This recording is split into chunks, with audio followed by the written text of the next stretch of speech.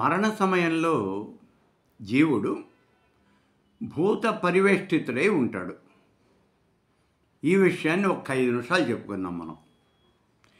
మరణ సమయంలో జీవుడు భూత పరివేష్టితుడై ఉంటాడు అంటే మరణించే సమయంలో భూతాలన్నీ కూడా ఆయన చుట్టూ చేరి ఉంటాయి, జీవుడి చుట్టూ చేరి ఉంటాయి. ఇది ఇక్కడ చెప్తున్న విషయం. ఎందుకు అట్లాగా? శరీరంలో నుంచి వెళ్ళిపోయేటప్పుడు జీవుడు ఒక్కడు వెళ్ళడా? జీవుడు ఒక్కడే కదా వెళ్ళిపోవాల్సింది. ప్రాణం కనుక వెళ్ళిపోతే శరీరం అచేతనం అయిపోతుంది కదా. ఇంకా ఈ శరీరం కట్ అయిపోతుంది. దాన్ని తీసుకెళ్ళి దానం చేస్తారు లేదా ఖననం చేస్తారు. మరి ఇప్పుడు ఈ శరీరంలో నుంచి వెళ్ళేటటువంటి ఈ జీవుడు తను ఒక్కడు వెళ్లకుండా పంచభూతాలు, కర్మలు, కర్మఫలం ఇవన్నీ కూడా వెంటబెట్టుకుని పెడతాడా? ఒక్కడే వెళ్ళడా అంటే ఒక్కడే వెళ్ళడు. మరణ సమయంలో జీవి ఈ 74,000 నాడీ మండలము కలిసేటటువంటి హృదయస్థానంలోకి చేరతాడు.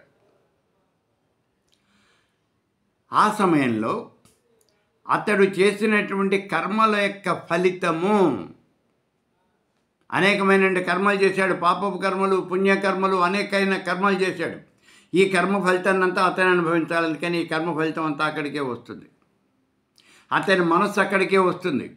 అతని ఇంద్రియాలు సూక్ష్మ రూపంలో ఆ జీవుడిని చేరతాయి. ఇలా అన్నీ కలిసి ఆ జీవుడితో పాటుగా కలిసి ఇప్పుడు ఈ జీవుడి దేహం నుంచి బయటకు వస్తాడు. దేహం నుంచి బయటకు వచ్చి రావటం ఎందుకు? మరు జన్మ ఎత్తటానికి. ఇలా బయటకు వచ్చినటువంటి జీవుడు ఏం చేస్తాడు? ఇప్పుడు ఉన్నటువంటి నవరంధ్రాల్లోనూ ఏదో ఒక రంధ్రం గుండా బయటికి వెళ్ళిపోతాడు. అలా బయటికి వెళ్ళినప్పుడు ఉత్తమమైనటువంటి కర్మలు చేసినటువంటి వాళ్ళు దక్షిణాయన మార్గం గుండా, పితృలోకం గుండా చంద్రలోకానికి వెళ్ళి చంద్రలోకం నుంచి స్వర్గాది లోకాలకి చేరతారు. స్వర్గాది లోకాలు, స్వర్గలోకమే కాదు ఇక్కడ. స్వర్గాది లోకాలు అంటే స్వర్గంతో పాటుగా ఇంకా అనేకమైనటువంటి ఊర్ధ్వలోకాలు ఉన్నాయి. గంధమాదన లోకం, మాతృలోకం, పితృలోకం, భ్రాతృలోకం, ఇలా బోల్డ్ లోకాలు ఉన్నాయి. ఈ లోకాలన్నీ కూడా సుఖాలతో కలిసి ఉంటాయి. అన్ని సుఖాలతో కూడి ఉంటాయి. అక్కడికి వెళ్ళి వాళ్ళందరినీ కలుసుకుని అక్కడ వాళ్ళతో పాటు కాలక్షేపం చేస్తాడు. తను కావాలి అనుకుంటే అక్కడికి పెడతాడు. లేదా స్వర్గంలో ఉండి ఆ స్వర్గ సుఖాలు అనుభవిస్తాడు. కర్మశేషం అనుభవించడానికి మళ్ళీ భూమి మీదకి తిరిగి వస్తాడు. సరే, యోగి అయినటువంటి వాడు ఉత్తరాయణ మార్గం గుండా బయలుదేరి పరమపదం చేరతాడు. ఆ తర్వాత అతడికి జన్మరాహిత్యం జరుగుతుంది అనే మాట చెప్పుకున్నాం. ఇప్పుడు ఏమిటి?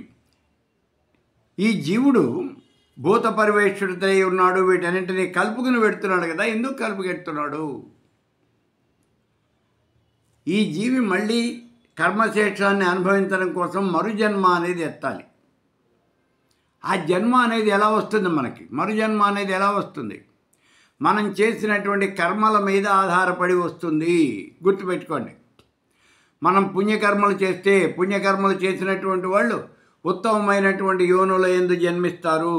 పాపకర్మలు చేసిన వాళ్ళు నీచమైన యోనుల యందు జన్మిస్తారు అనే మాట కూడా మనం చెప్పాం. అంటే ఇక్కడ ఏమవుతుంది? ఇతని యొక్క కర్మ ఫలితాన్ని బట్టే అతని జన్మ అనేది వస్తుంది.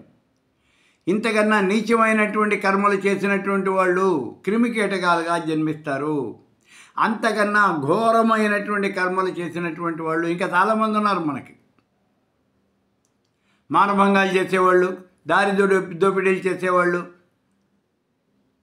ధనం తీసుకొని అంటే సుపారీ తీసుకుని హత్యలు చేసేవాళ్ళు, ఇలాంటి వాళ్ళు చాలామంది ఉన్నారు.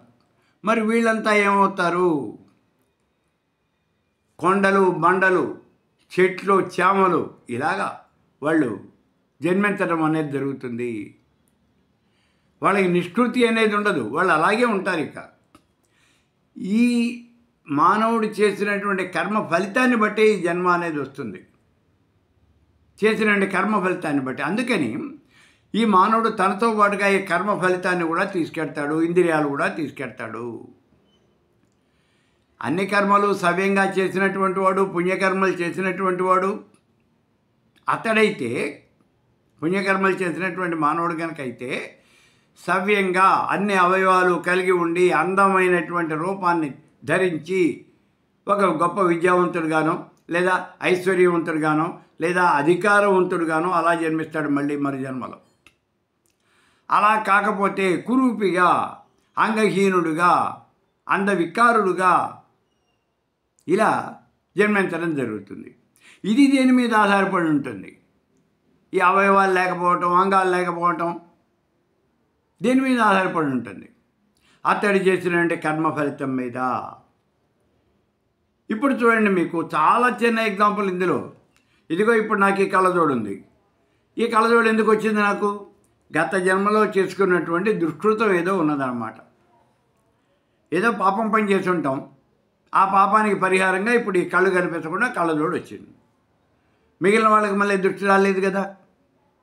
ఇలాగే అన్ని రకాలైనటువంటి రోగాలు, రుష్టులు ఇవన్నీ కూడా మనం చేసినటువంటి కర్మ ఫలితాన్ని బట్టే వస్తాయి. అందుకే ఈ జీవుడు కర్మ ఫలితాన్ని వెంట పెట్టుకుని పెడతాడు. ఇంద్రియాలు కూడా అతనితో పాటే పెడతాయి. ఎందుకంటే మరు జన్మలో పొందేటటువంటి ఇంద్రియాలు ఎలా ఉండాలి అనే విషయాన్ని ఇక్కడ మనం నిర్ణయించుకోవాలి. అతను మనిషిగా పుడితే 2 కాళ్ళు 2 చేతులు ఉంటాయి. జంతువుగా పుడితే 4 కాళ్ళే ఉంటాయి. పక్షిగా పుడితే 2 కాళ్ళు 2 రెక్కలు ఉంటాయి.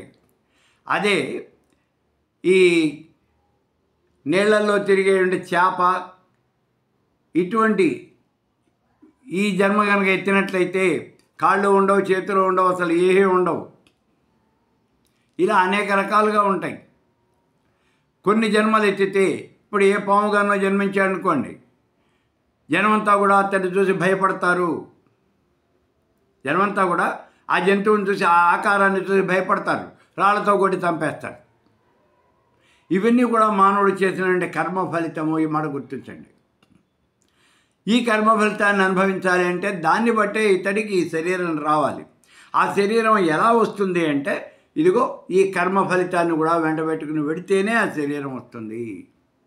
ఈ కర్మ ఫలితానికి తగ్గట్టుగానే ఇంద్రియాలన్నీ కూడా తమ యొక్క రూపాన్ని మార్చుకుంటాయి. ఇంద్రియాలు కూడా అలా రూపాన్ని మార్చేసుకుంటాయి కర్మ ఫలితాన్ని బట్టే. అందుకే మనస్సు, ఈ ఆలోచనలు కలిగి ఉండేది మనస్సు. కాబట్టి మనస్సును కూడా వెంట పెట్టుకెడతాడు. అతడు దుర్మార్గుడైతే దుర్మార్గమైనటువంటి ఆలోచనలే చేస్తూ ఉంటాడు.